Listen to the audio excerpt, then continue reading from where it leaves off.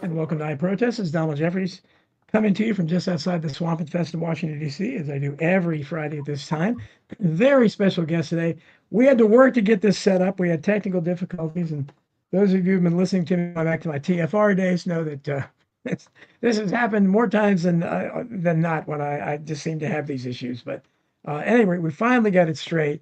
As you can see by the Superman outfit, we have one of the true legends of showbiz, legends of JFK research. He kind of crosses over into both those worlds, which is how we met.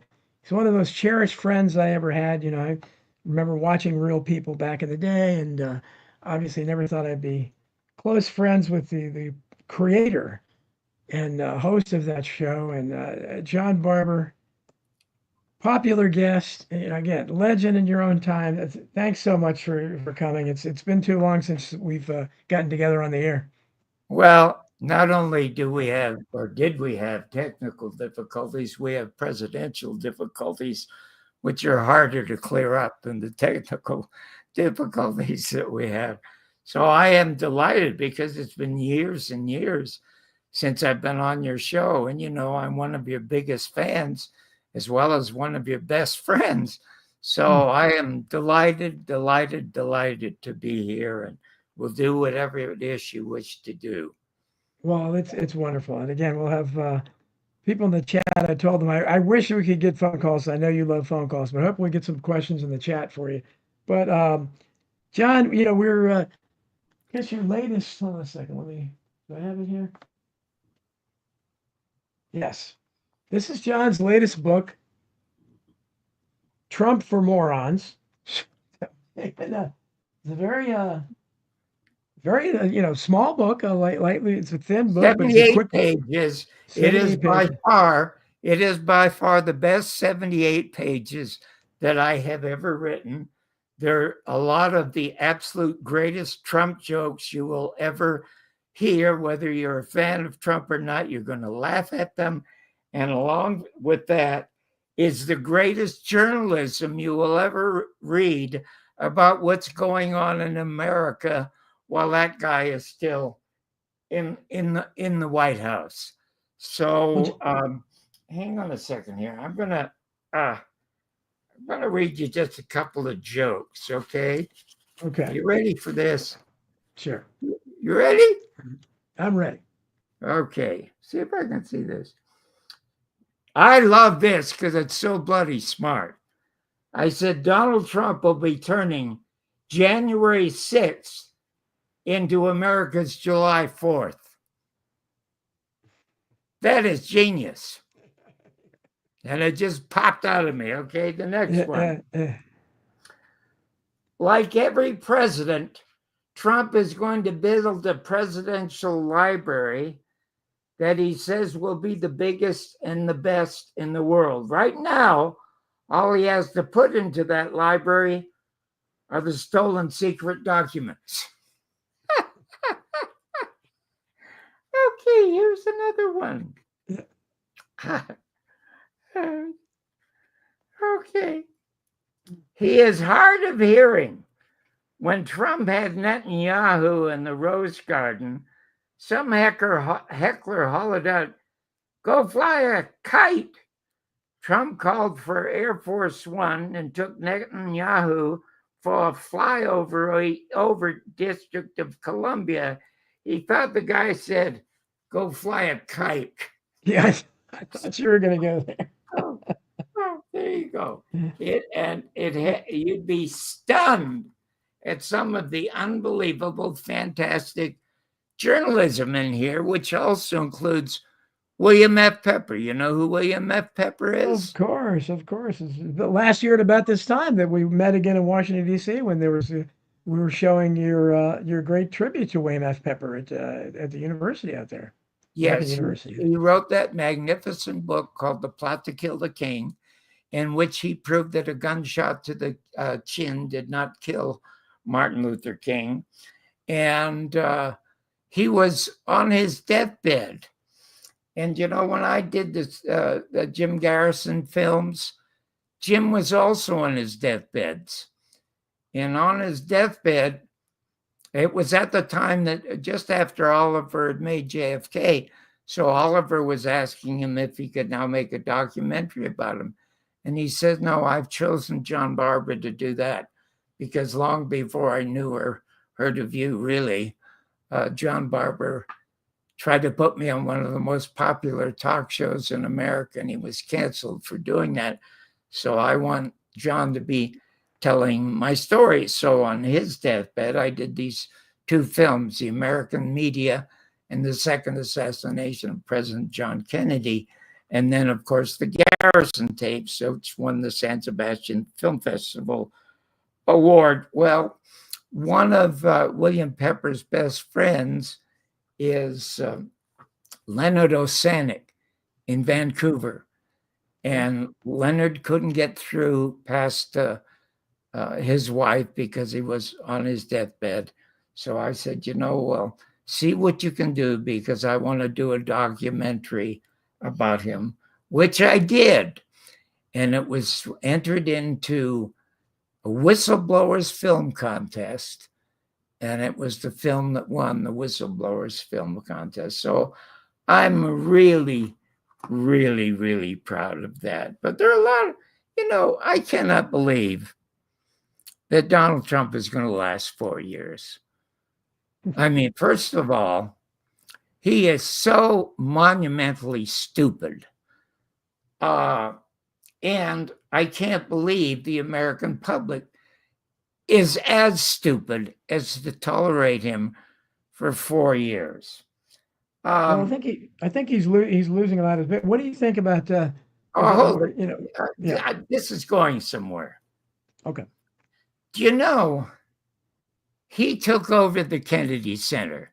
It's bad enough that he took over the White House, but he took over the Kennedy Center. And you know why he took over the Kennedy Center? Do you know? No, I don't know. There was a gay play there that was enormously successful, and he hates gays. So he decided to take over the center.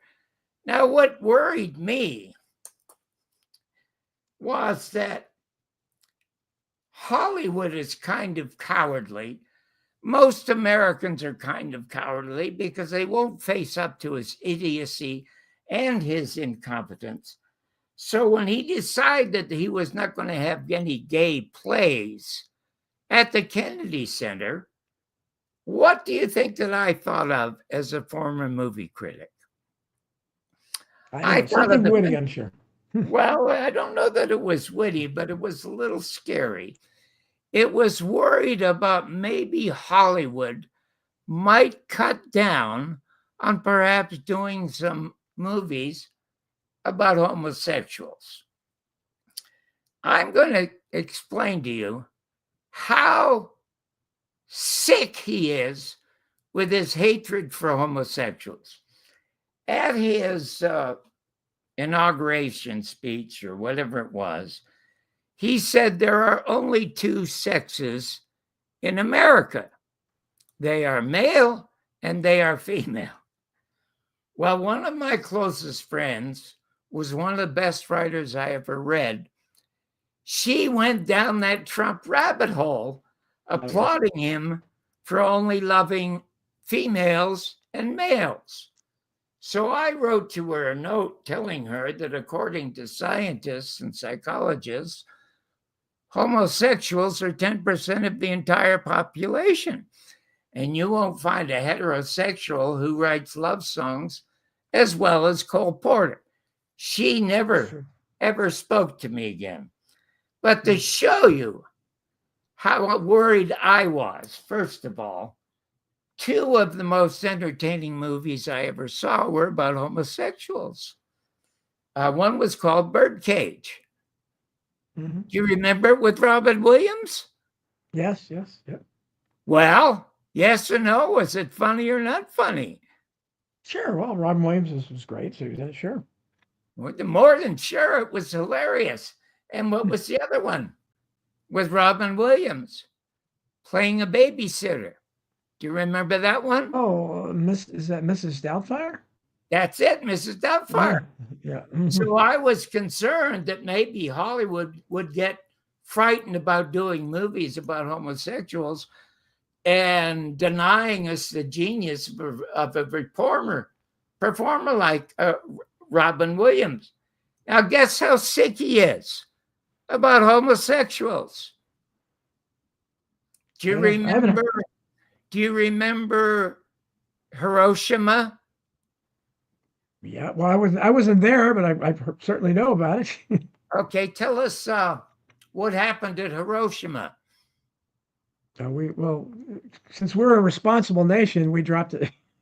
We dropped a nuclear bomb over there, and we dropped one on Nagasaki too. We're still the only country to ever do that. Yeah, well, they didn't need to drop the one on Nagasaki. They didn't need to drop the one on Hiroshima. But what did they drop it out of? Oh, yeah, I can't remember the Enola Gay, was it? It was a Gay, right? plane. And guess what it was called? The Enola Gay. That's right. So guess what Trump did? He deleted Enola Gay from the entire military historical records of the United States. I haven't heard any of this stuff. How can he control what's at the Kennedy Center? Why? How does it? He took it over. He took over the Kennedy Center, but that's not what I'm saying.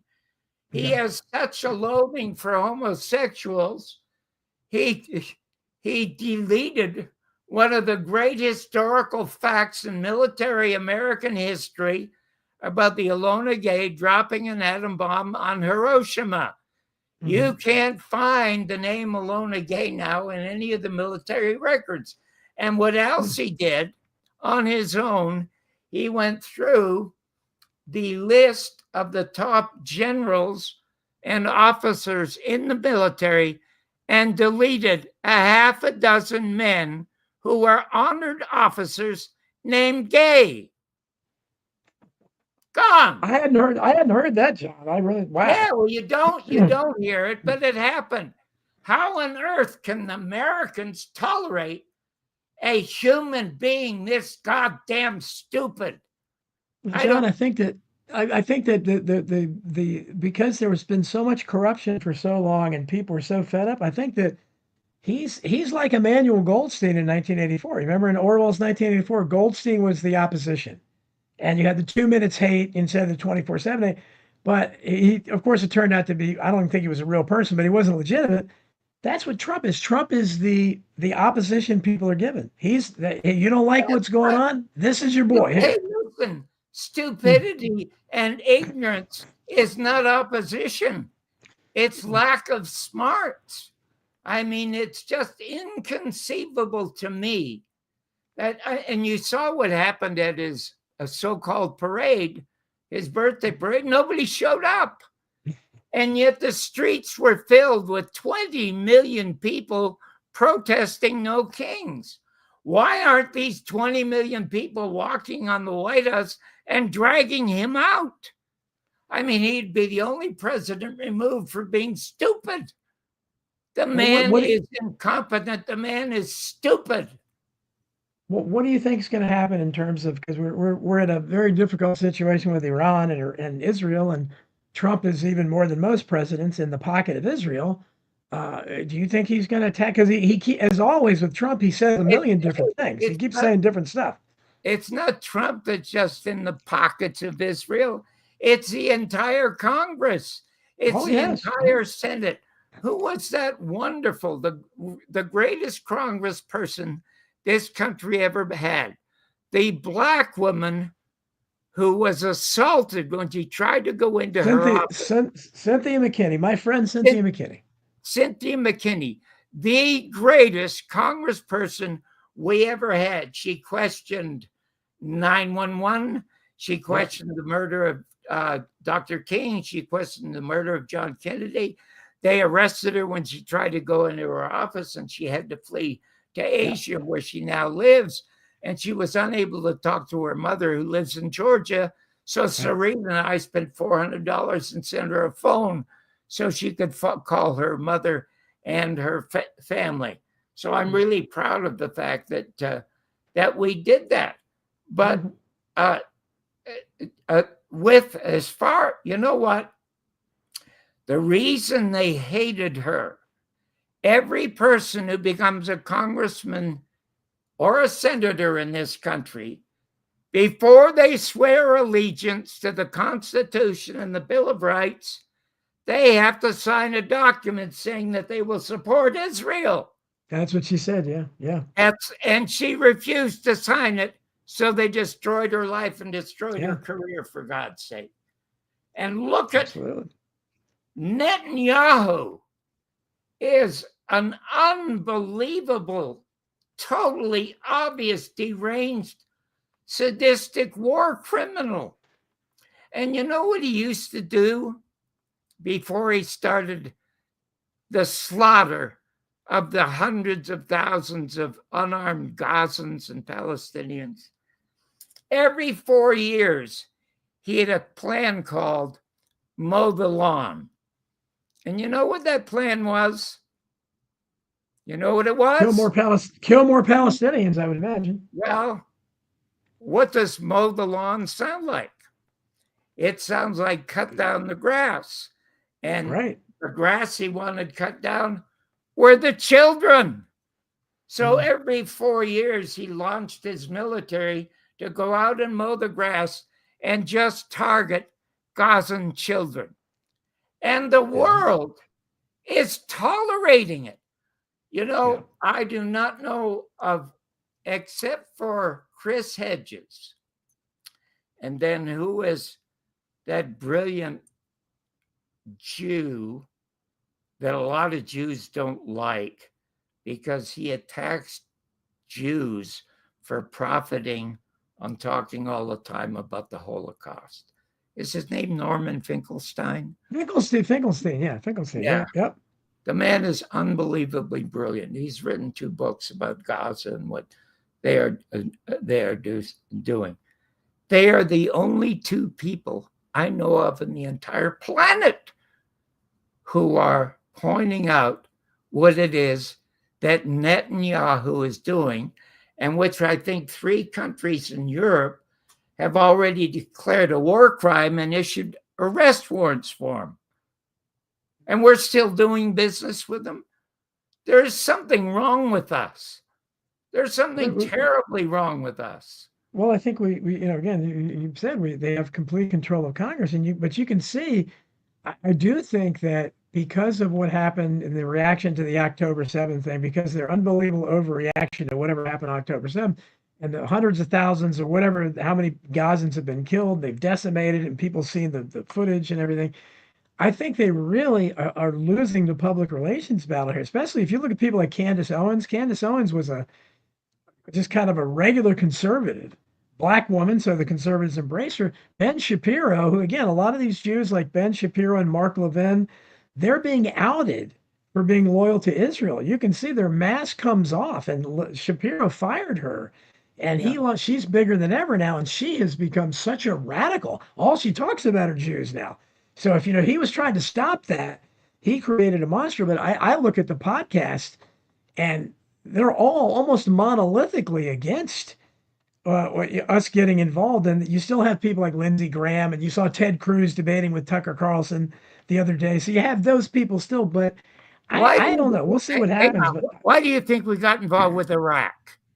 Another one of the other major foreign policy blunders. First, it was Vietnam, which we had no business getting into. It wasn't our business, wasn't our problem. It was that Netanyahu wanted to get rid of Saddam Hussein.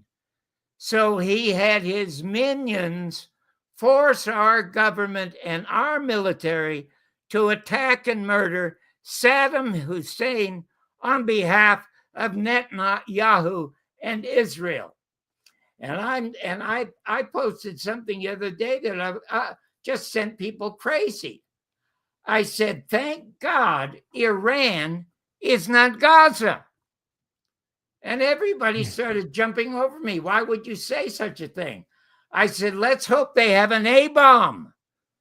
Because if they have an A-bomb, they're going to be able to protect themselves, not only from America for being the lackey for Netanyahu and the warmonger for Netanyahu, but also what Israel would mistakenly do if they ever went after Iran, which has 90 million people, 10 or 20 times the number of people that they have Yeah. Yeah. in in Well, I think I've told you, John, this before, but my audience knows. I have a connection to Iran because I have a sister who's 19 years older than me, and she married an Iranian. She lived in Tehran for most of the 1960s. They got to go to the Shah's palace and everything when the Shah was in power there. So I've met many, many Iranians over the years, and they've all been great. I think they're wonderful people. I get along great with all of them, but the men are macho, just like the Iraqi. There's an Arab machismo that's much more than the Hispanic machismo. You're going to have to, if that's what Israel wants to do, if they want to wipe these people, they're going to have to wipe them out completely because they're going to throw rocks. Whoever's left, they're not going to surrender ever. You're going to have to. So is that what they want to do? Do they want to wipe out all the people there? Because you're going to have to do that. They're incredibly proud and they will never surrender. well, Netanyahu has been after Trump to give him those big bunker busters, Yeah. those 400-ton bombs that will go down and hopefully obliterate any kind of research that the Iranians are doing into building an A weapon. But it's just, if you listen, if there's something you want to know about Israel, there is one human being that did more to create the state and country of Israel than all Jews or Gentiles put together. And you know who that was? Your hero, Ben Hecht. That's right, Ben Hecht. Ben Hecht was not only described as the Shakespeare of movies, he wrote the first gangster film, Scarface. He wrote Gone with the Wind in 12 days and never read the book. He only read a synopsis. That's what a genius of a writer that man was. Now, his autobiography is called The Child of the Century. I was 17 years of age when I read the book, and I was in the country illegally. I was working in the mailroom, still illegally. That was before they caught me and deported me for the first of 2 times. They deported me twice. And then I got my citizenship papers in 1977 handed to me by Senator John Tunney. So it was quite a ride. Anyway, Ben Hecht became the most forceful founder of the state of Israel. It is in his book. It's an unbelievable story in his book. But he gave up when it was all over and the state was formed and it became a country. He gave up not only being a Jew, but also being a possible first resident of the state of Israel, because he said the people who took over the government approved by the British were no longer Jews. They were the worst form of human being on the planet. They were politicians. And so he quit. And then he wrote the book.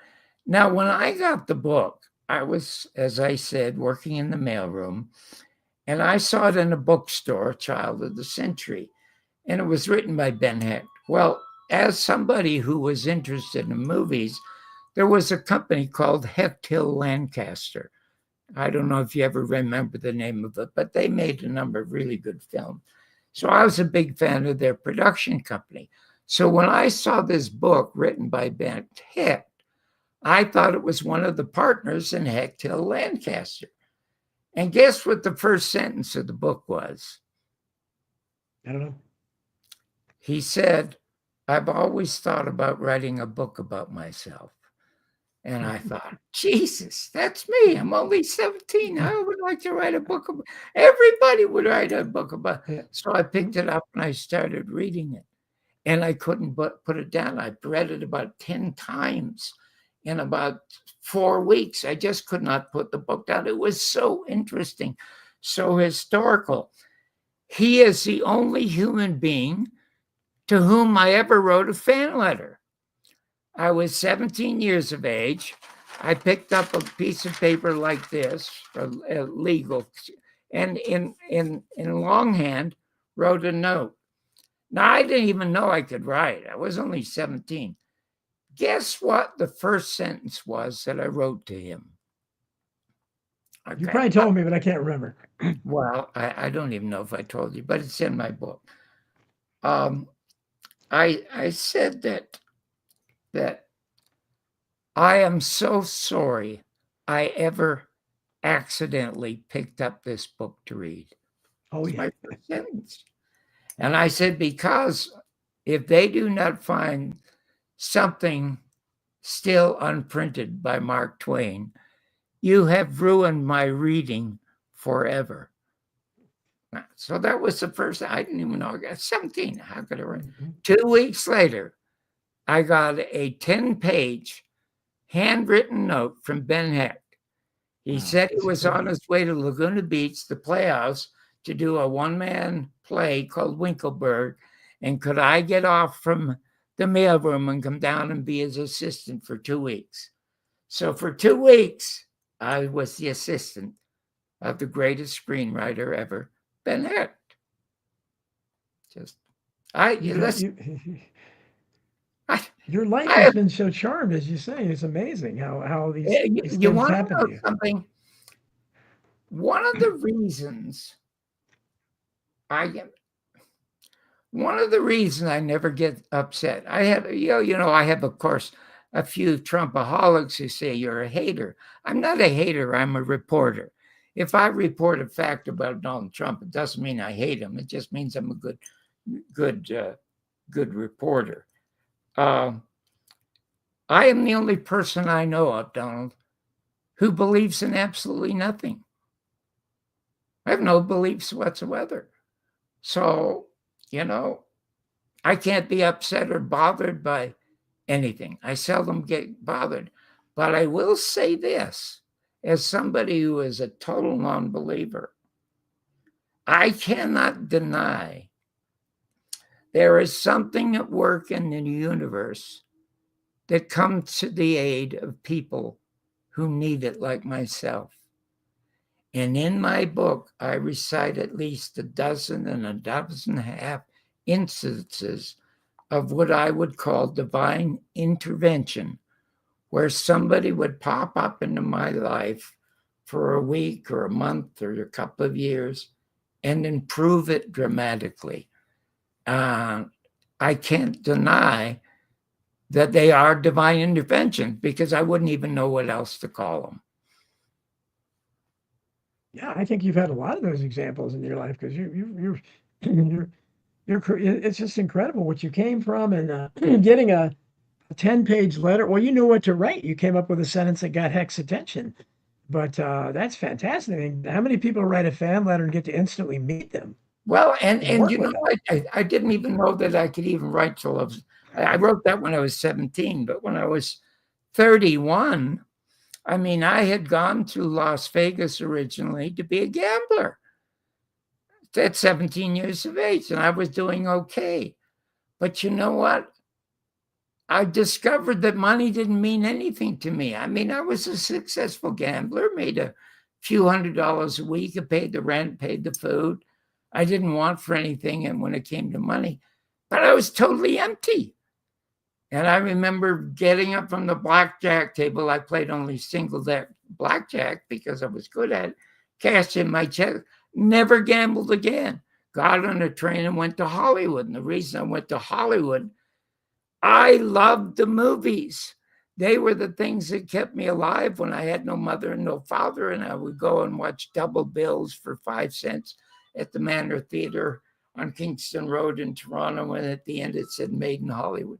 Well, that's where I wanted to end up, and I ended up there with absolutely no plans whatsoever. And everything wonderful just seemed to happen to me. I don't know why. I don't know how. No, and just the amount of shows. Reading your, of course, being having the honor to write the foreword to your book, Your Mother's Not a Virgin, which is should if we had still had a literate society and a just world, would have been you would have been all over the Today Show and everything promoting that. But I think your JFK connection probably had something to do There's with no that. question about that. But I am so proud of having done that. First for Jim Garrison, second for history. I am just so monumentally proud of it. And then I'm so in love with my wife for You really always are. finding the money for me to go out and do this stuff when I was unable to get it for myself. So I was blessed with her. And then I have the most incredible son that any father could ever have in Christopher, who's the one of the executive producers of Criminal Minds. And I tell him all the time, I don't know how he finds the ideas to keep doing what looks like the same thing all the time on a television show. But he does a great job with it. But then I was 31 and I accidentally saw Jack Paar on the Tonight Show. And here was this really witty guy. He was a comic when he was in the Army. And this led to his getting and becoming the greatest host on the Tonight Show. And I didn't know that people talked to one another. I thought they threw beer bottles at one another or stabbed one another. And here was a guy making a great living, having wonderful conversations with real people. And that's what I wanted to do. And I was in my 30s. And so I thought, well, in order to do that, I'm going to have to become a comedian. And in 5 minutes, I sat down and I wrote, pardon me, the funniest 5 minutes. Now, the thing is, I loved comics. I loved them all. And I had bought at least 20 albums. I mean, there was Mort Saul and there was Henny Youngman, Take My Wife. I mean, all of the Bob Newhart, whom I resembled a little bit. Yes, yeah, I'm saying yes. Yeah, all these fantastic comics. I got all their albums, memorized them because I thought maybe, well, I can steal something and get on stage. But they were so unique. And I'm not unique in the least. I have no personality. I'm not unique at all. I'm just this white, illegal Canadian, for God's sake. What am I going to do? So the only thing different about me, if there was something different, is I was from Canada. So when I sat down, I wrote 5 minutes of jokes. And the opening line was that I'm being brought to you through the courtesy of the NAACP. Now, that's when the Black movement was going crazy. And people would laugh at that. And I'd just say, the National Association for the Advancement of Canadian People. So that was my first line. And it led to everything, getting on Merv Griffin, getting on Dean Bart, getting all that stuff. And I became a very successful comic for a while, but I stopped being that when that accidentally led to my being a movie critic. Yeah, well, and it's just incredible how, and if you know how monolithic it is when John, again he was the first full time movie critic, and he worked at the Los Angeles television station where Tom Snyder went on to become the Tomorrow Show, and Tom Brokaw I think was there, and all these people. Young Bryant Gumbel was your co-host for one of your many short-lived shows. I mean, John was right in the middle of all these people. So for somebody like me I just love hearing all your stories. But when you hired a publicist, and I tried to contact LA Magazine where you were a critic, and also was it KNBC or whatever the station where you're at, and they wouldn't respond. Just say, hey, this your longtime critic has a book out. And he's. I mean, that's just mind-boggling to me. I have to assume that they all just kind of associate you with the JFK assassination and Garrison, I guess. Well, yes, that did indeed have a lot to do with it. But what I would like to do, if you don't mind, if we have time, this book is called The Greatest Reviews I Ever Read.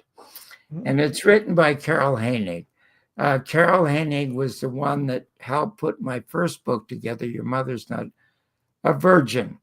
And she found out that I was a movie critic. Well, she's a movie buff, and she wanted to read some of my reviews, but I had never saved any from the video reviews. I wasn't, I never took a picture of myself as an actor when I wanted to be an actor.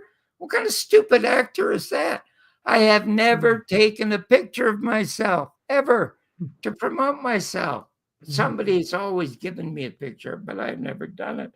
Anyway, she saw that I had been a movie critic and asked me if I would send her some of the copies of Los Angeles Magazine. Well, I couldn't find them, but Sarita found them, 120 copies. We sent them to her. She read it.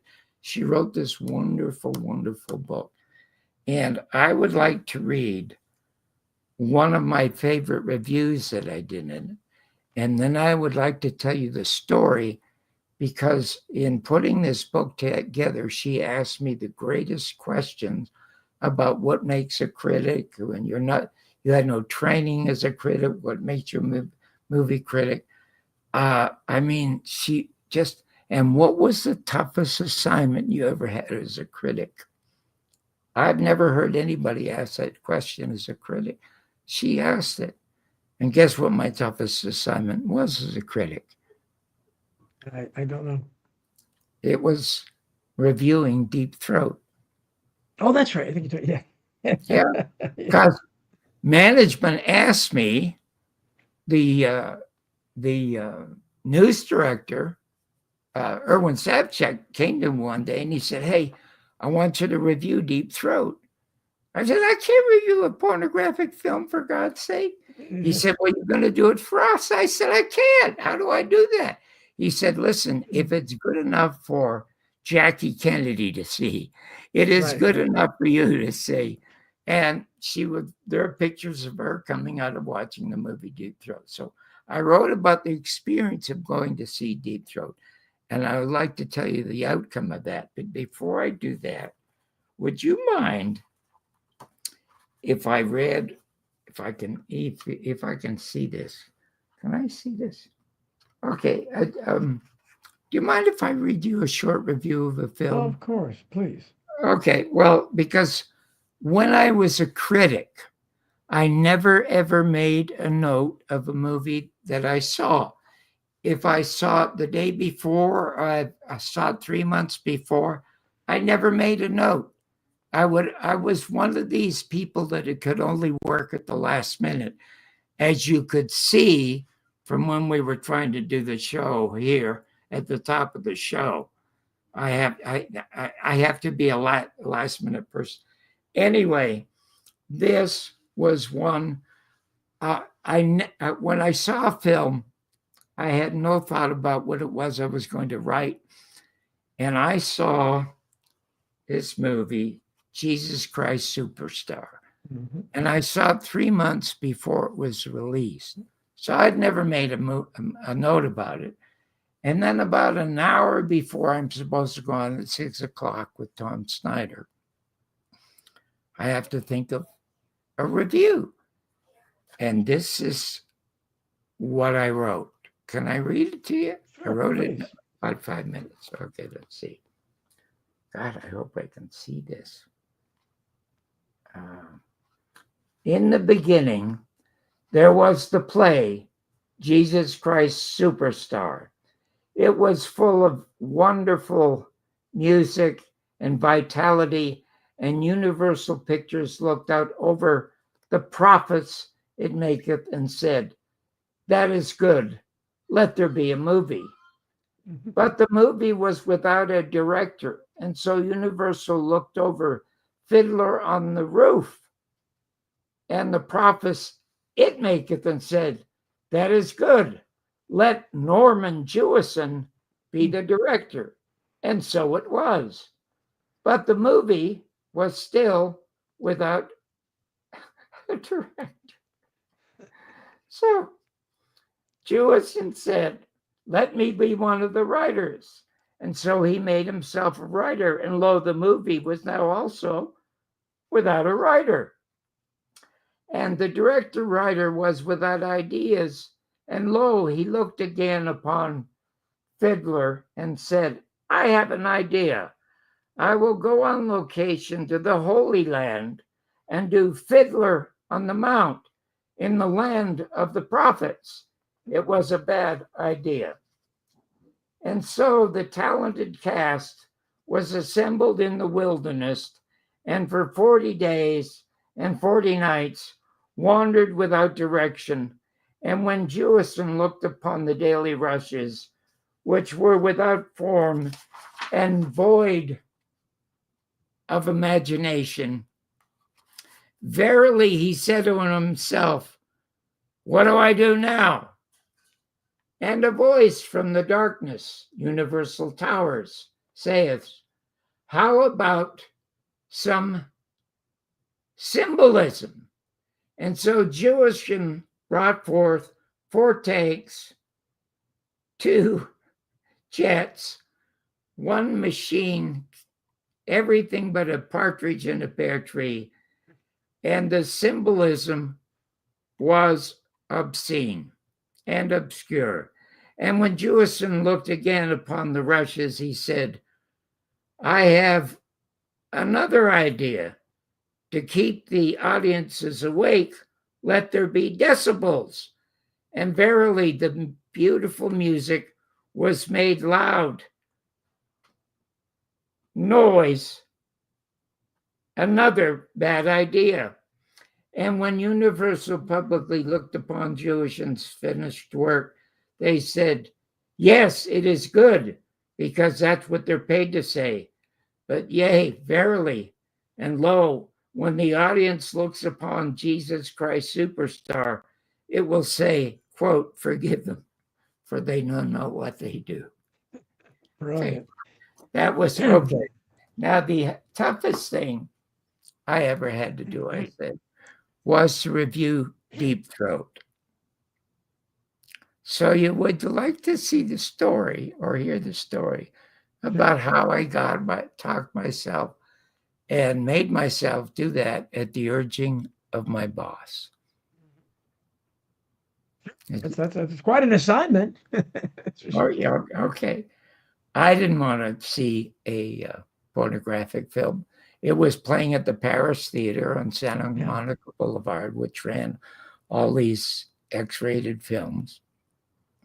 And it had a line around it a mile long to get in to see it because Jackie Kennedy had seen the film.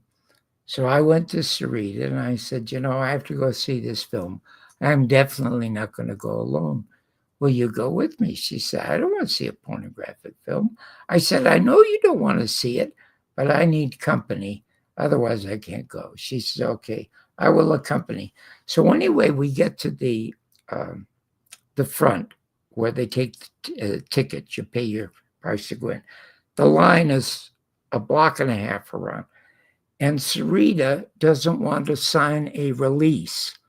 The owner of the theater wanted us to sign release to say we would not sue them for the content of this X-rated film. So people started yelling at her because she didn't want to sign it.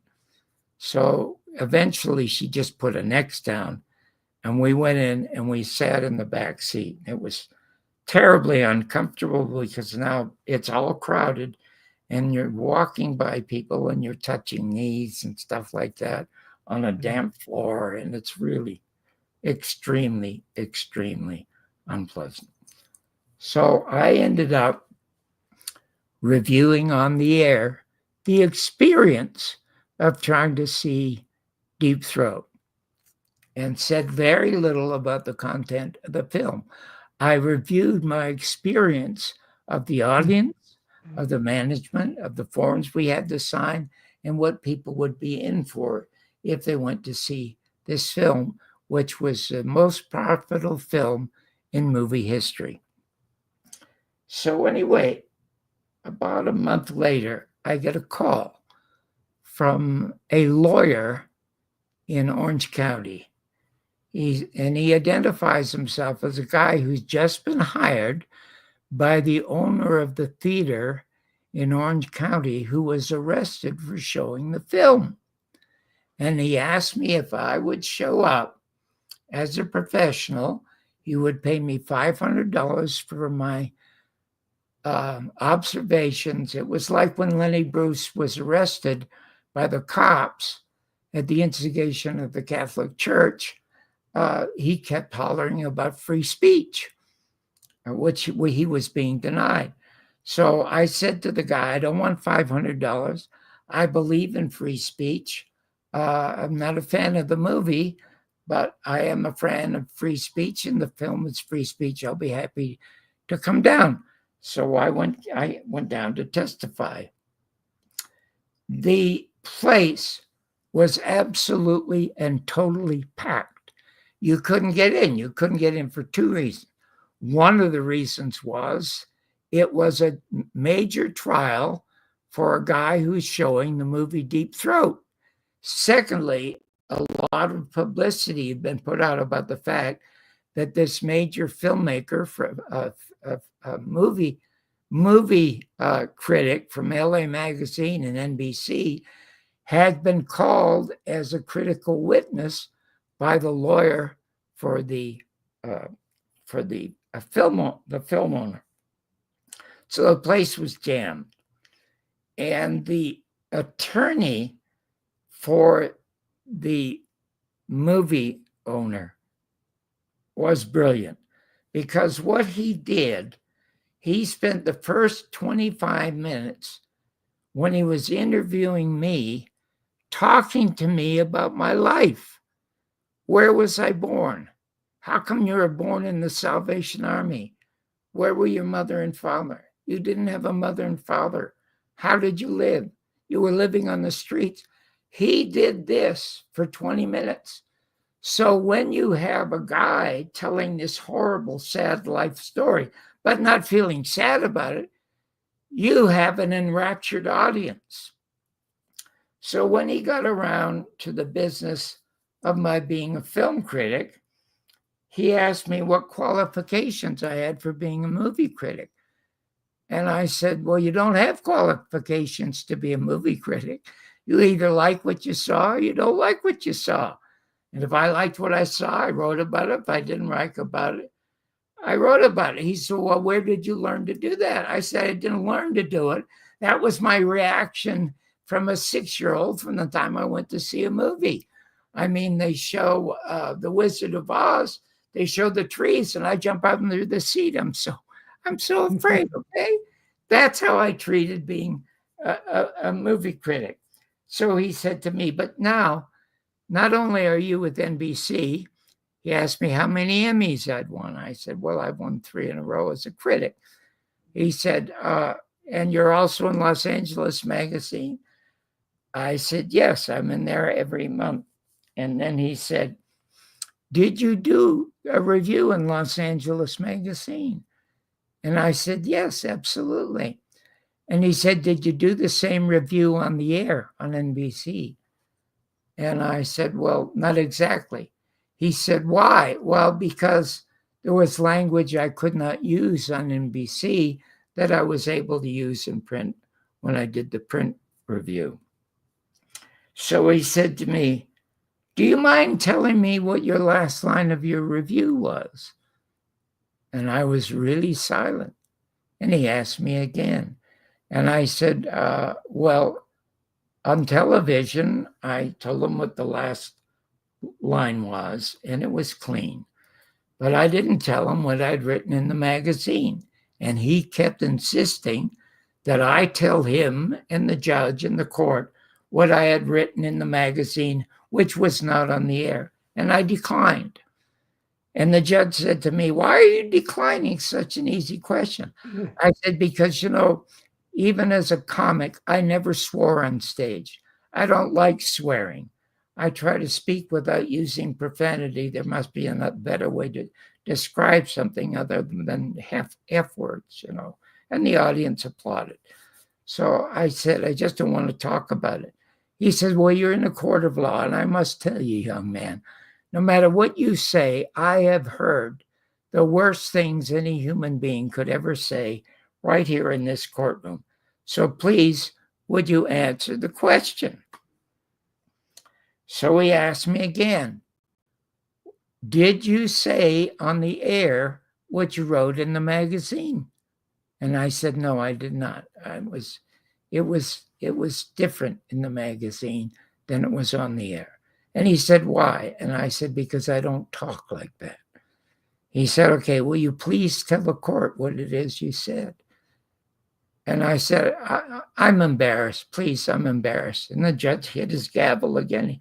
He said, Mr. Barber, I have to tell you again, there's nothing you can say that I have not heard in this courtroom over 20 years sitting on this bench. So will you please answer the question? So I asked the guy to ask the question again. He asked the question again. The audience started laughing. And so I said, well, in print, what I said was that my wife and I got up and left after the first 15 inches. Well, there was the biggest howl of laughter you ever heard in your life. People were thumping and falling on the floor and screaming. And the judge pounds the gavel and he says, case dismissed. So the case was dismissed. And then the judge said to me afterwards, he said, any jury that laughs always acquits. Just remember that. That's the biggest laugh I ever heard. So that ended that story. And that story ended up as one of Carol's favorite stories in the book. Well, you've had such a just a remarkable career, and let's because I know before you came on, I had people asking me, make sure he talks about Garrison and Averill Harriman. I want you to go over that story again because Garrison told you in private who he thought was the ringleader of the assassination. You know what? That is the most important question anybody has ever asked me about the murder of John Kennedy. I interviewed Garrison on camera for 3.5 hours. We talked for 8 hours, and for like 6 hours, there's nothing recorded because he says he does not want to be recorded. He wants to speculate. He doesn't speculate. And in a couple of the speculations, one of them, the most important to them, first of all, he found out in 20 minutes who ordered Ruby to shoot Oswald. Did you know that? No. Do you know who ordered Ruby to shoot Oswald? That was Abraham. No, Lawrence V. Myers. Oh, Lawrence V. Myers. Sure. Never heard the name Lawrence V. Myers? Sure, he's wasn't he one of the Oswald lookalikes, or he's one of the? No, he was a mafioso, successful businessman. Yeah. And Jim Garrison got his address and information because he got the telephone records for 3 months of all the principals. Oswald, Shaw, Ferry, everybody. It's simple CSI stuff that the Warren Commission tried to avoid was a criminal investigation because they would find out Oswald didn't do it, didn't even fire a shot. And these phone records led to the apartment of Lawrence V. Myers' mistress. Lawrence V. Myers happens to be mentioned in the Warren Report. And you know where he's mentioned in the Warren Report? He's mentioned in the Warren Report as being at the Cabana on a Friday before Oswald was shot with Jack Ruby, ordering Jack Ruby to off Lee Harvey Oswald. And when I was with Garrison and I asked him if he were the Attorney General, are there people around it that he would arrest? And the first name he mentioned was Lawrence V. Myers. And I said, why? He said, well, he's a guy that even the Warren Commission proves told Ruby to shoot Oswald. It's all so fucking simple. It is not complicated. So now the other thing is, he said everybody thinks that the head of the CIA, what was it? What Alan, guy? Alan Dulles. Alan Dulles. Now he fired Alan Dulles because Alan Dulles and his cohort had talked Kennedy into the Bay of Pigs, which was a total disaster, and so Kennedy fired them. They were gone. Okay. So in any event, he says to me, most people have written books talking about how it's Alan Dulles who engineered the shooting and the planning of the murder of John Kennedy. And it was not. He was a hireling. He was hired to be the head of the Central Intelligence Agency. It's just another job to him. So he had the assassins, he had the killers. He did this stuff all over the world, he said. He said, but the order to off Kennedy had to come from one of the ruling families. And I think the one who gave the order, now I don't want you to ever say this, I don't want you to ever print this, but I'm going to tell you this. Maybe after I'm gone, you might want to talk about it. It was Averell Harriman. And I said, well, hold it. Averell Harriman was John Kennedy's military advisor when John was president. He said he was assigned to watch him. He said because he was known as the crocodile, 72 years of age. He was a strong supporter of Eisenhower, who put the 1,200 advisors in Vietnam. And he insisted that John Kennedy put another 1,200. And John Kennedy said, not of mine, not going to put 1,200 more in. The 1,200 who are in now will be out by November 1964 because there'll be no Americans fighting in Vietnam.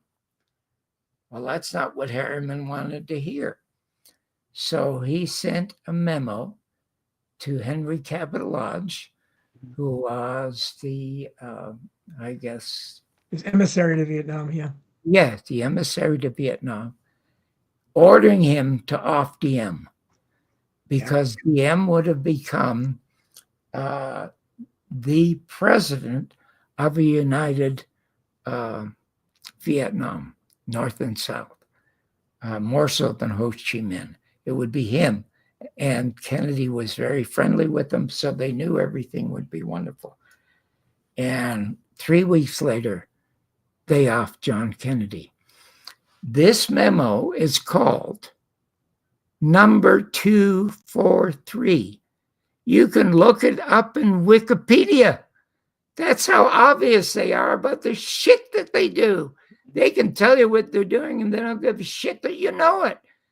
It's Memo 243, instructions from Averell Harriman to Henry Cabot Lodge to off Diem.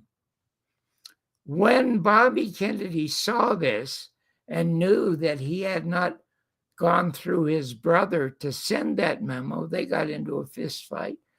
And he went to, Harriman went to the New York Times and said that both John and Bobby were insane. They had lost their minds. And he said, that's where the order came from to kill John Kennedy. And that's where the order came from. So I am so thrilled that you have had somebody ask me that question, because I can't get over how lucky I was to not only have a man like Jim Garrison embrace me and hug me, but to put such trust in me that when Oliver Stone, who had just finished JFK, a magnificent film, asked Mr. Garrison if he could now make a documentary about him, Garrison said, no, I'm going to have Johnny Barber do that because he lost 2 of the best jobs in television trying to book me on his show. to talk about my book, Heritage of Stone. So I feel so gifted, and I don't know where it comes from. Well, it's you certainly have been you've led a that's a fascinating life, and when I called it David Copperfield Goes to Hollywood because that's kind Yeah, of the I impression I love, got. You, I you love you it. went through so much stuff, and I love Dickens, so I could relate to. It's kind of a a modern version of that, but it's just I mean, just look at you. You've had so many. First of all, you were stand-up comic, and you knew all these people. You had Neil Simon write the liner notes to your one of your albums, and Dick Gregory, and another great guy that went into the same world as us, was in the Kennedy assassination and Martin Luther King assassination stuff. But you have the documentaries that you produced. You had the Ernie Kovacs documentary, and you had the Garrison tapes, which I saw long before I met you, and I admired that. I thought that this is great. This is better than Oliver Stone's JFK. It was a good companion piece to it. And then you wrote the American Media and the Second Assassination of John F. Kennedy, which is incredible. I think the best documentary ever done about it. So talk about how you, and then of course you I guess finish up with your Bill Pepper documentary. But I mean, you've had so many careers. It's incredible. And there's how many things you see. You have quite a legacy there, John. Well, the thing is, and it's very hard to believe, I am 92, and 6 weeks ago, I felt totally, totally exhausted. And I was hoping I had COVID because 5 years ago, when I got that exhausted, I had COVID and I was cured of it in about a week. So I took myself to the emergency hospital, which is just down the street here. And they put a stethoscope on me. And then they did all kinds of tests on my heart. I had just had a massive heart attack. And I didn't even know it, for God's sake. So they stuck me in the hospital. And I had 4 cardiologists, all white males, who had no idea what they were doing because they did about, what do they call it, an EKG when they check your heart, or a Yes, sonar? EKG, yeah. Okay, so they did 5 of these on me while I'm there. And the last time they did it, the young guy who was putting all the tapes on me, every time he would stick a tape on me, he'd go ka-ching, ka-ching, ka-ching, ka-ching. Because the place was making a fortune. They made $137,000 from me while I was in the hospital, for God's Yeah, sake. yeah. So that Trump now wants to deny people. But so anyway, a lady shows up, gorgeous, young Korean lady, about 23 years of age, whose expertise is heart transplants. And they just call her in to take a look at her. And her name is T.E. is her name. She analyzed me immediately. She's the only one who knew what she was doing. So she sent me home. And I said, well, I have a friend, my son's brother-in-law has had a pacemaker since he was 17. He's doing fine now. He's in his 50s. Could I have a pacemaker? She said, no, it would kill you. I said, what do you mean it would kill me? She said, your arteries are so bad around the heart. I can't even make an incision without killing you. So she says, the only thing I can do for you is I can recommend a dozen heart medications. And she said, are you good at taking medications? I said, I'm good at doing what I'm told, what I'm doing. When somebody who knows what they're doing tells me, you obviously know what they're doing. So I get these medications. I have to take 12 in the morning, 12 at night. She says, let's check you in a few weeks. If there's any little improvement, I might think of inserting a pacemaker. If not, let's continue with some of the medications. I go to see her 3 weeks later. She can't believe I'm almost cured. Hmm. She says, "What happened?" I said, "I don't know." I said, "I did what you could. I took these medications, but all my life I've cured well.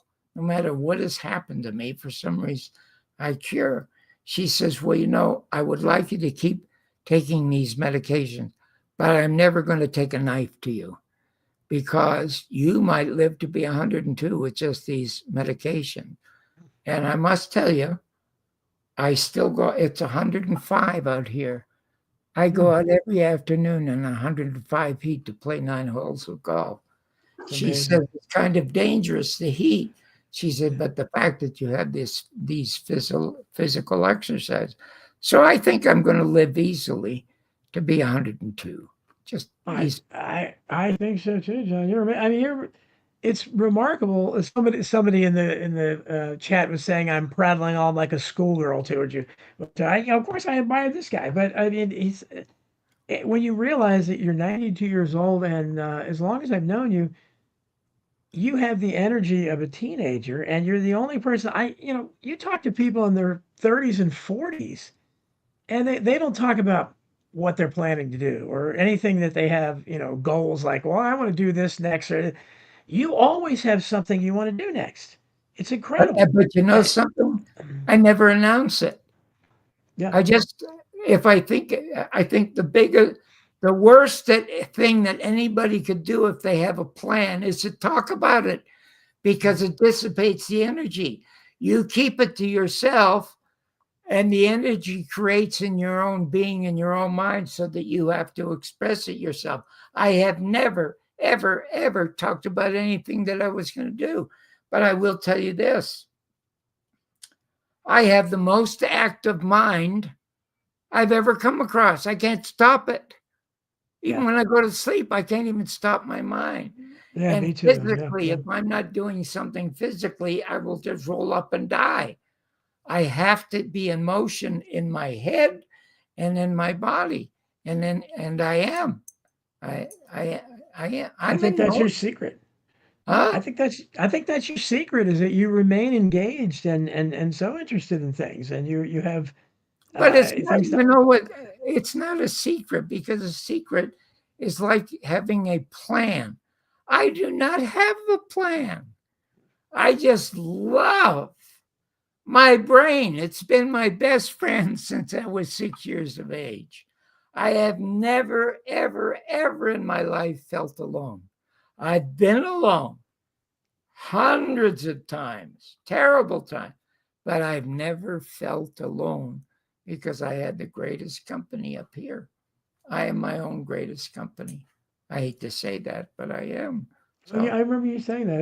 It's amazing. And you had reconciliation in the chat room said your book was enjoyable to read. She had to put it down so many times. Oh, I don't know if it's she or he, so they could laugh. oh, People were saying how you look great for 92 and everything. And if guys, if you have specific questions or whatever, ask them in the chat or any specific oh, comments for John. I would love if some of your listeners and viewers have questions because I was the first one to do that when I started the AM morning show on ABC in Los Angeles. I was the first one to put open phones so people could call in over the Yeah. objections of the general manager, John McMahon, who was another idiot. Okay. And those phone calls made the show because often Oh, the viewers had better questions than I did. yeah. And even you can see this is part of your personality. You can see the genesis of what became real people. You were leading up to that because you love to hear from real people, from normal every average day people that are not celebrities, and you made a show about them. And it wasn't, people could say, well, okay, you had Candid Camera before that, which was reality TV, but that was kind of to It make was a people that great was show. it was yeah, that Great. was to make people look kind of stupid, Yeah. make them look the butt of the joke. Yeah. You celebrated them. You found people that were average people that could, I mean, that was just a remarkable show because you had weren't you responsible for did you get the Vietnam Memorial built or something? See, I know Yeah. you were involved in that. Yeah. Talk about that. Well, the Vietnam War Memorial was built because we did a Veterans Day show. And I told the story of a professor, a school teacher in New Mexico, whose son was 20 years of age and didn't know whether to go to Canada or go to Vietnam. And the father said he would support whatever his son wanted to do. And he said, "Well, Dad, I'm not a coward. I don't want to run away. I'll go to Vietnam." He goes to Vietnam. A week later, he's dead. And the professor quits his job, takes his money. Now, he and his son used to go atop a hill in New Mexico and hunt. They did that every weekend. That was their life from the time he was a kid. And he started to build a small memorial to his son on that hilltop. Well, again, for somebody who is a non-believer, there is something magical in the universe. Because without any publicity, thousands of mothers and fathers heard of this guy's efforts on top of this hilltop. They flocked to that hill in airplanes, in buses, in cars, bringing pictures of their sons murdered in Vietnam. And they helped him build a huge cathedral. And this cathedral is filled with their pictures, the day they were born, the day where they died. And one of the most wonderful things that I did in that, I closed that by showing mostly mothers walking through this massive building, looking at the pictures of their dead sons. And I had Roberta Flack singing. And guess what the song was? First time ever I saw your face? That's it. There wasn't a dry eye in the house when that thing was over. People were literally sobbing. Well, I got a call from Senator Udall in Utah, and he said, "John, send me 50 copies of that story, please." I said, "I'd be happy to." And I asked him why. He said, "Well, I want to see a memorial wall built in Washington, but there's resistance to it. First of all, it was designed by an Asian woman, and that was one strike against it. Secondly, it's a very unpopular war." He said, but your story needs to be told on that wall. And about 2 months later, Congress approved the building of that wall. So actually, in telling that story, I played a major, major role in getting that wall built, and nobody knows it. No, yeah, and that's what I said. The show is, it was really, I'm a populist. Huey Long's my hero. And by the way, I hope we have him in the chat. I think I saw him earlier. There's a guy now, John, who likes my work in Russia, and he's a Huey Long fan. He calls himself Oh Russian my Huey, God, and great. he's been translating my Substack articles into Russian Oh over my there. So God. How isn't that terrific. cool? Yeah, Yeah, it's amazing. I said I can't believe, but you have there's a golf question from Eddie Word. He said, do you have any pitch, chip, or putt tips? oh my God. Oh my God. I love the game so much. But there are no tips on how to play golf. It's just such a personal game. And you can see there are all kinds of different swings, all kinds of different shapes to putters or things like that. I wouldn't know how to do it. My son is and should have been on tour. He was the Caucasian Tiger Woods.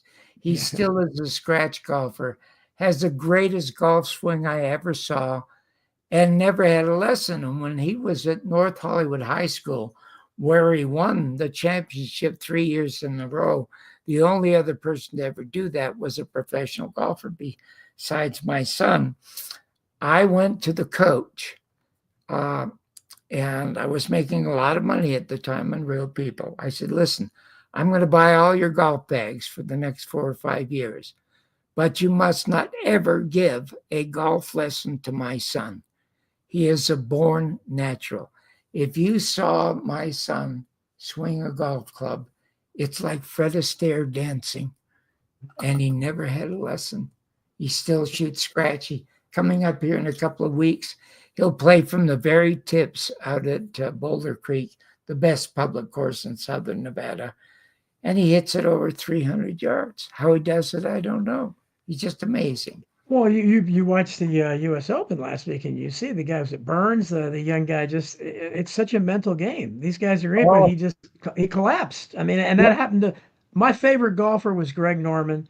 I tend to pick guys, and then I jinx their careers. And I read a story about how Greg, and I used to golf when I was young. I've been able to afford to forever, but when I was a teenager, you could walk on courses and golf, and I golfed barefooted back in those days, but which you could never do now. But I read a story where Greg Norman, I was so impressed by it. First of all, he took and I have a niece with Down syndrome. A fan his with Down syndrome. He brought and I don't know. She walked the course with him at one of his tournaments. I thought that was cool. Oh, And then I read that I'd never seen a golfer do that. He was the only guy when he used to pick his ball up out of the cup, he would not lean on his club.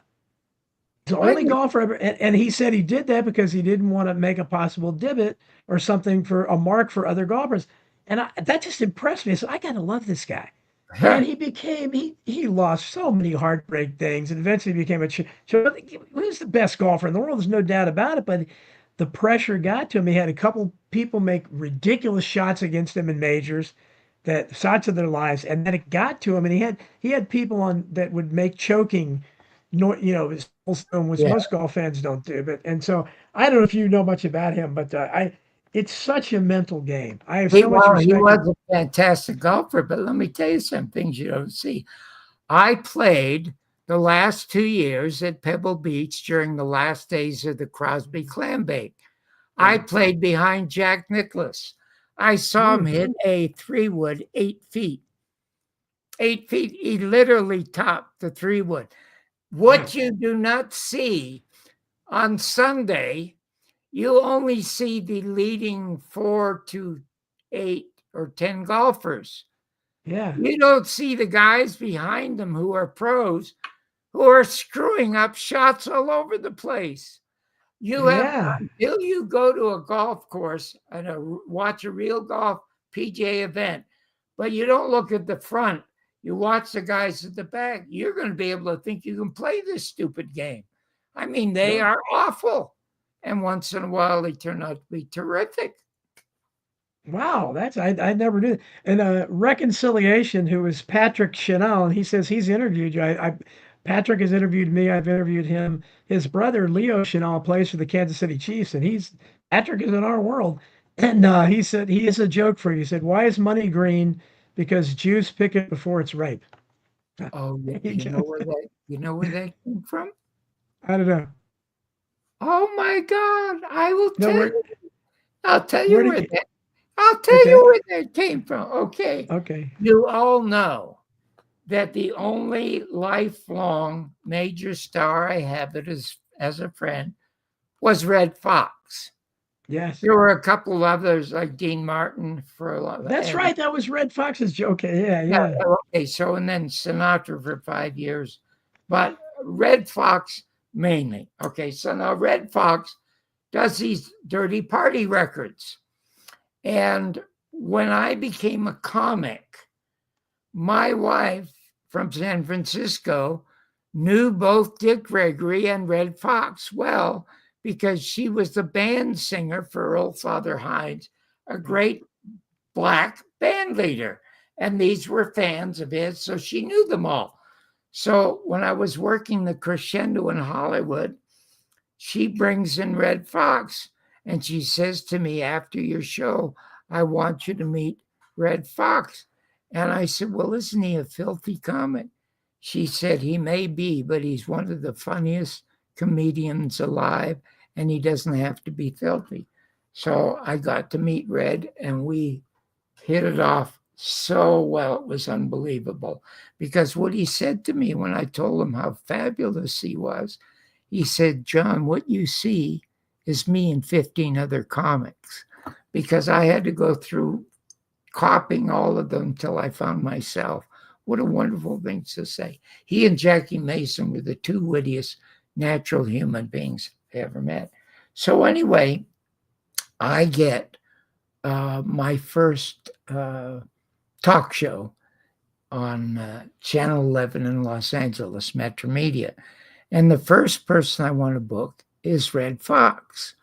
And nobody wants him on the air because he's filthy. And I said, listen, I've talked to him a million times. He can really, really be funny. He has a lot of really. One of the things that he said when I was telling him what a hero Jim Garrison was, you know what he said? He said, heroes ain't born, they're cornered. Yeah, really. Yeah. That brilliant? Okay, that's Red Fox before he was even famous.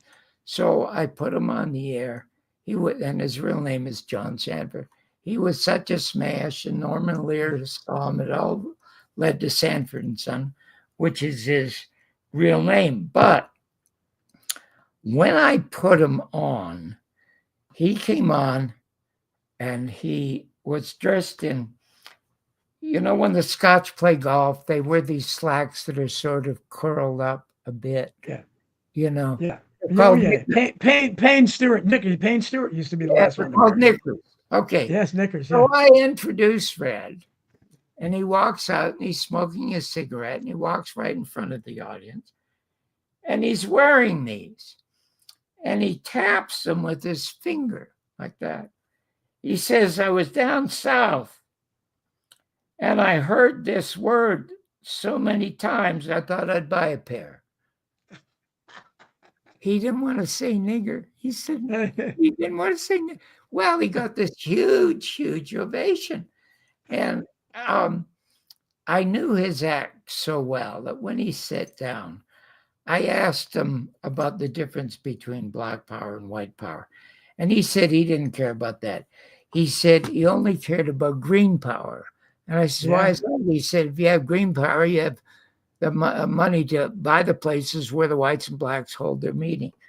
Now, I knew that's what he was going to say, but then I ad-libbed this, and I was ashamed I did because I didn't know if I was going to embarrass him or whatever, because he'd be stuck for something to say. And just out of the corner of my mouth, I said, hey, Red, what do you think money's colored green? Without missing a beat, he said, oh, that's because Jews pick it before it gets ripe. That was an ad-lib. You could not go on for the next 10 minutes. People were falling all over the floor, laughing and laughing. Yeah. You would never be allowed to use that joke on television. Oh, yeah. No way. Our friend Carolyn Goyd is in, and she says, we are two of her most beloved guys. Said, did Jim Mars ever reveal anything offline to John? And what did John think of Dorothy Kilgallen? Well, I was an enormous admirer of Dorothy Kilgallen because Dorothy was a wonderful crime reporter before she ever ended up on that quiz show where she became a personality. And then she was the only one interested enough and smart enough to get an audience with Jack Ruby. And once she got the audience with Jack Ruby, she wrote a book. She called it a folder. She carried it with her wherever she went. Her secretary had a copy of that folder. And she said she was going to blow this case wide open. She meets a guy from Philadelphia, a young, handsome guy from Philadelphia. I forget his name. He is a guy that probably murdered her. Her closest, here's something you wouldn't know. Her closest friend was Jane Mansfield. Did you know that? I think I've heard that, yeah. Well, the reason she loved Jane, because Dorothy always had a tough time getting men. She dated Johnny Ray, who was a homosexual. Right, Sarah, yeah. Because that's the only date she could get. And she would love when Jane would show up at her house, because then there'd be a lot of guys around and she'd be able to get one of Jane's leftovers. Anyway, John, were you in Breaking Bad? Yeah, but let me finish. Okay. Let me finish the story. This story is so important. Nobody knows about it. So anyway,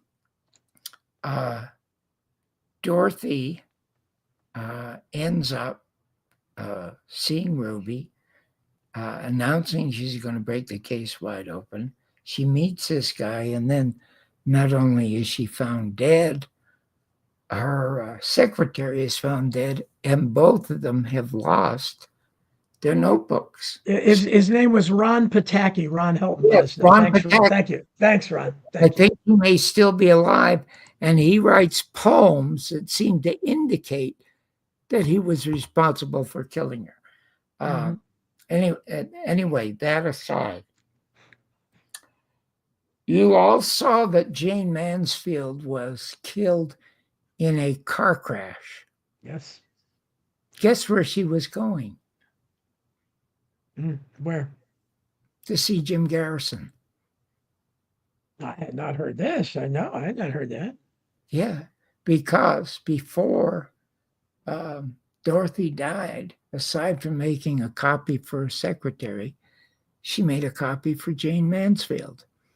And she said, if anything ever happens to me, you take this to New Orleans to Mr. Garrison. She used to talk on the phone all the time to Garrison. Okay, so that's now Jane is in a car, and I believe her daughter's in the car, in the back of the car.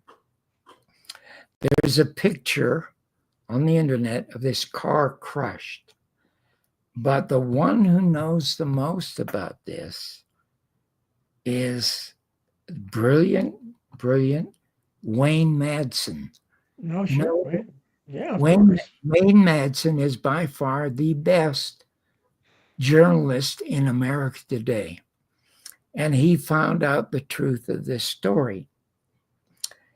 And he wrote about it. So Jane is on her way to New Orleans with the folder from Dorothy Kilgallen. And all of a sudden, a truck comes by that gives off a huge puff of smoke or spray so that vision is lost by the principals in the cars. When the spray clears, her convertible crashes head on into a huge truck that's been planted in front of her.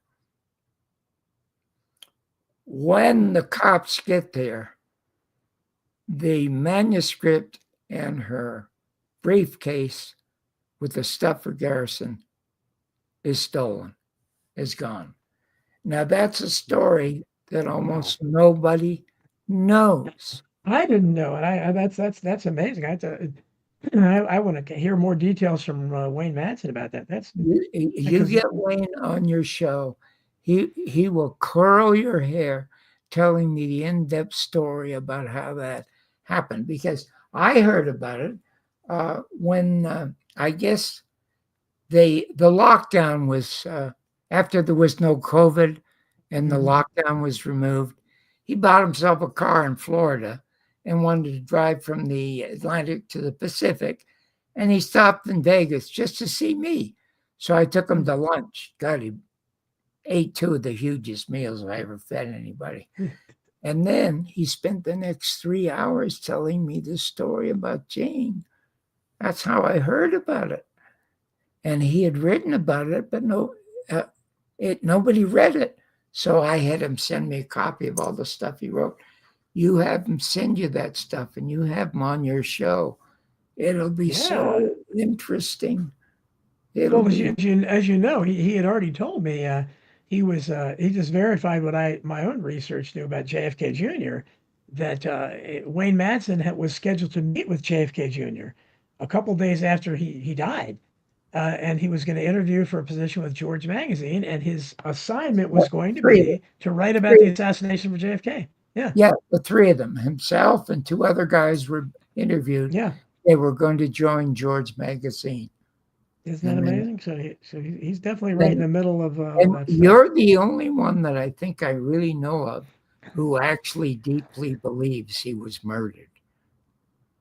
Oh, yeah, definitely. There's no question about it, because, I mean, he you know, in American Memory Hole, my latest book, we ended up, we contact these guys, the Coast Guard. The Coast Guard sent out a guy named petty officer named Todd Bergen. I had somebody from Dallas that sent me uh, 4 hours of videotape that he recorded off of WCV TV in Boston, live coverage. So you get all the stuff that they ended up deleting.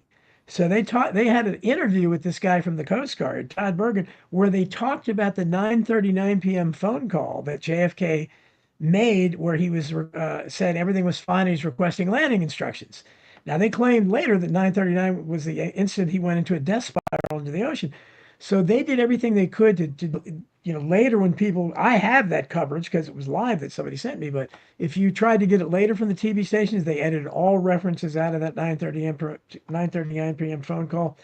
And they're going to have you believe that the Coast Guard sent an officer to discuss a phone call that didn't happen. And I can't. I don't want to be a spoiler for my book, but I ended up contacting that guy eventually. He wasn't very nice. He didn't. Todd Bergen.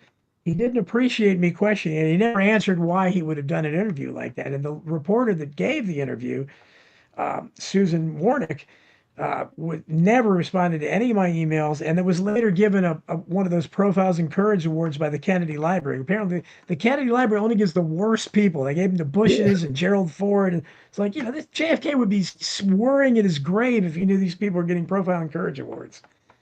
Well, the really heartbreaking thing for me, it's like when Jim Garrison, I asked him in 1983 when I interviewed him, I said, you're totally independent. You don't belong to any particular party.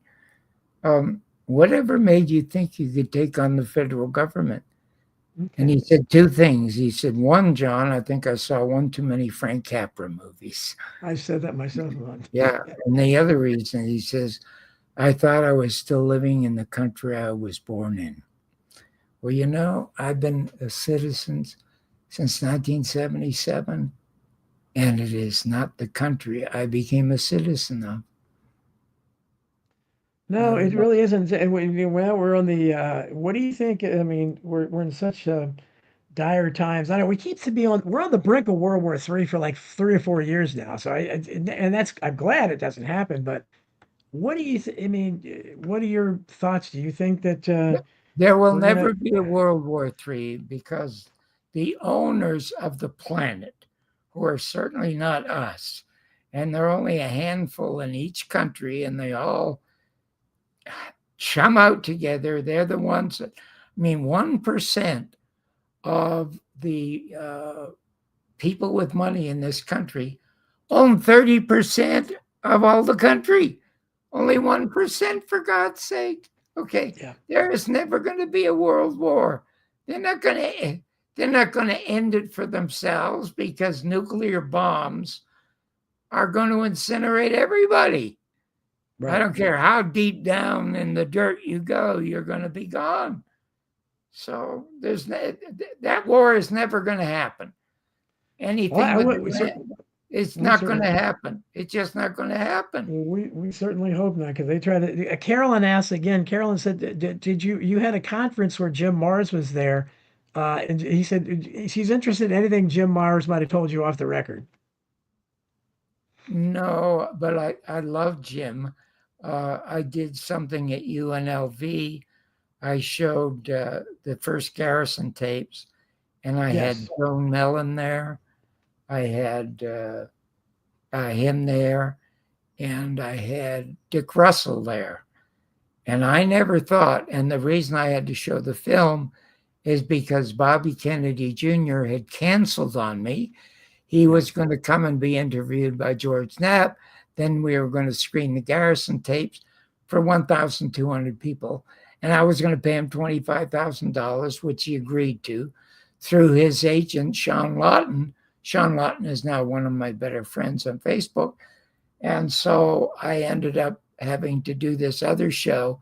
I never thought that these three people could top Jim Garrison in that film.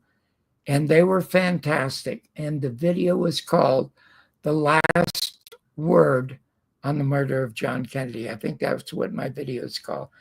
They are magnificent. You should watch it. You'll learn a lot. Yeah, you've done so many great things, and I know you told me that story about RFK Jr. before. It's very distressing to hear. And Chris Grace, he's talking about, and nobody but Chris knew that you were on Breaking Bad. How did you get to be on Breaking Bad? By accident. The Hmm. living in Vegas, and the owner, developer, writer of it happened to be a fan of what it was that I did, and he asked me one day if I'd like a small part on Breaking Bad, and I said, of course. I didn't even know what it was, so I went to the state where they shoot it, and it Hmm. was just absolutely wonderful. But that particular episode, my son tells me, is the most watched episode in the history of Breaking Bad. The Well, one what did you what role did you play in it? What character I did you think play with? I think I played the landowner or the apartment owner of where one of the guys lived, and I only had a few lines, not too much. Hmm. But boy, I must tell you, I had a co-starring role on CSI with Mm. who's the guy? Oh, who were those two guys that were hilarious on the Carol's show? Oh, what was her name? Burnett? Was her name Carol Oh, Burnett? Tim Conway and Harvey Yeah, well, Korman. Tim Yeah, Conway. Tim I Conway. had Tim. a Okay, yeah, Tim. co-starring role Yeah. on CSI. Uh, Tim got $50,000 for his part. I got $6,000 for my part because I wasn't a big star. And the guy who wrote the script had seen me at my son's wedding. My son, when he got married, asked me to talk about the wedding. So I did. And you can go there. It's on YouTube. John Barber talks at his son's wedding. It's very funny. Anyway, that's what led to my getting this part on CSI. I only got $6,000, and Tim got $50,000. Wow. I made more money from the reruns of Breaking Bad than I did CBS rerunning this show. Really? So Breaking you Bad, get Breaking wow. Bad is one of the most successful shows in history. And one of the Wow. other most successful shows in history called the causes the death of a really, really good friend and great actor. His name was Jimmy Garner. Yeah. Remember James Garner? Yes. Sure. Rockford Uh, Files. Sure. yeah. What was that wonderful love story he was in with Mm. God, the singer, the girl singer, written by oh shit, the guy Sure. that Right. I oh remember him from was it Maverick and Rockford Files. the I remember. Americanization of Emily. Oh, okay. Yeah. Sure. One of the great love stories ever written. Well, anyway, he had this series. What was his series? Not the Rockford Files. What was it called? Maverick. He had originally, wasn't he No, Maverick? yeah, but then there was another show after that. It was Mm. huge. Jimmy Garner Well, was it? The Rockford Files was his show, the big show. Yeah, well, that was it. Okay, that made billions, right? Yeah. He had a piece of it. He sued Universal, who claimed it had no profits. The courts ruled that it made no profits, so he wasn't eligible for anything. And Wow. that literally killed him. It broke his heart. I bet. That literally, his brother was a professional golfer. I didn't know. Yeah, when Christopher started playing golf, there was this golf course in Studio City, and his brother was one of the pros there. So he was there all the time. So we knew him really well. What a sweet, sweet man. But that killed him. Hmm. Said he didn't make any money. Yeah, Yes. that and he yeah, I remember you telling me that, and that was, of course, the what I found out, so often when I wrote on Borrowed Fame, my book about showbiz, which you kindly wrote the foreword to, and it's done about as well as America as Your Mother's Not a Virgin. We need more readers, John. That's Sure. all the readers have died. We need people that There's I, just people. I don't know who buys these. I see some of these women, this chick lit stuff, and I don't. I guess that's the kind of stuff they read now because I they think don't. so. Anyway, um, my very first book got its first 5-star from review from a professional critic named Amy Wiedenar. So that's books like 10 years old. So a few months ago, I write this Trump for Morons, which is the best 78 pages I have ever written. And I send it to her. And she said, well, her husband is feeling so funky about what's going on in Washington. He's got no sense of humor left, no zest left. She says, do you mind before I look at it if I give it to my husband? So she gave the book to her husband, and she said for 2 or 3 days, it was the happiest 3 days she ever had because all she could hear was him laughing and screaming, yeah, go get him, because of all the stuff I was saying about Trump. So she wrote a magnificent 5-star review of the book, which you can read in Goodreads. Well, So, that's it. Now, Kat also asks. She never asked you. Were you ever? Did you ever have any part in an actual full length film? We know you've been on several TV shows, Sanford and Son, things like that. But were you ever? Did you ever have a part in a movie? yeah, it was Pray for the Wildcats, but it was a movie for television. And it Okay. was about bicycle riders. So I had a full part in that. I played the boss of, oh Christ, what's his name? He's very funny. He was in that big science fiction show. Christ, I don't know why things are slipping my mind. I'm exhausted. What's his name? He's really, really funny. There was a huge Star Wars, wasn't there? What was Star Trek? William Shatner? Yeah, William Shatner.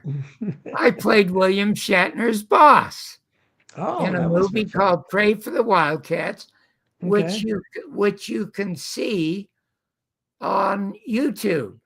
And Okay. I remember, and because William Shatner was one of my son's very favorite people when he was a kid. Hmm. And when I remember when I got home after my son and my wife saw the movie, and my son comes over to me and says, how could you fire William Shatner? I said, because I was his boss and I could. So you can still see it. That's you. But I turned down scores and scores. I turned down a major role in one of my favorite movies called The Parallax View. Wow. Yeah, I remember that. Warren Beatty. Sure. Yeah, yeah, because I started as a mail boy the same time the producer director started as a You producer know, when he didn't even have a secretary at the time. a So lot of we, people think that Parallax View was a veiled reference to Permindex, which Jim Garrison yes, knew about. yes, So, you know, exactly, exactly. yeah, Anyway, I've loved yeah. being with you. I just love you. So Well, you're so good at what you do, and I'm glad you're where you are doing what you are. well, you make it easy. I mean, I wish, I wish I made a little more money at it, but I get paid like a McDonald's worker, but I like doing it. But yeah, we're almost out of time. But anything we missed, anything that you wanted to talk about we didn't get to, or anything Oh, you want to promote? there are nothing I want to promote. A million things that I want to talk about. You will love the book. I don't care where you are. Trump for Morons not only is the best jokes ever written about Donald Trump, it's the best journalism about where America is now that he is in the White House. I mean, it's better than anything in the New York Times, New Yorker Magazine, Wall Street Journal is in this little 78-page book. Then if you love movies at all, get Carol's book, so magnificently put together, called The Greatest Reviews I Ever Read. It is hilarious and very informative. John, just for it's amazing. You're just you're kind of a modern Renaissance man. Again, your Mother's Not a Virgin, your life story. David Copperfield Goes to Hollywood, and to the JFK conferences eventually too. And you just had an extraordinary life. 92 years young. I was thinking when you said it's a 78-page book. I think that may be the only hit time in history where an author wrote a book where he had more years under his belt than pages in the book. That's 92 to 78. I don't think I don't think it's ever happened before. that that is really funny, and thank you so much. Oh no, it's wonderful. And so yeah, we'll Get we'll have to do Wayne. it. Hey, get Wayne Madsen on. Have him tell the story about Jane Mansfield and Jim Garrison. I will do what that was this interview is worth it for that alone. People were amazed by that. You learn something. I always learn something when I talk to you. So, John Barber, can't tell you how much I love you. Thanks so much for being. Thanks everybody for listening to I Protest, and we'll see you next week, same time. Take Thank care. you all so much. Good luck to everybody. Bye bye.